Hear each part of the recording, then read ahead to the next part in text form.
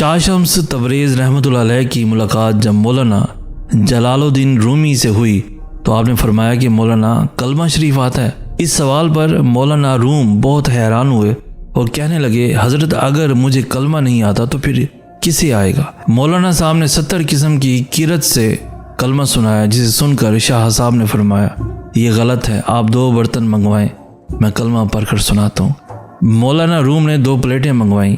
आपने प्लेटों को ऊपर नीचे जोड़कर ला इलाहा कहा, सांस खींचा तो ऊपर वाली प्लेट छत से जा लगी और जब इल्लल्लाह के सांस की ज़रब दिल पर लगी तो दोनों प्लेटें आपस में मिल गईं, जिस पर आपने फरमाया, सही कलमा वो है जो बंदे को मौला से इस तरह मिला दे जिस तरह प्लेटें आपस में मिल गई हैं।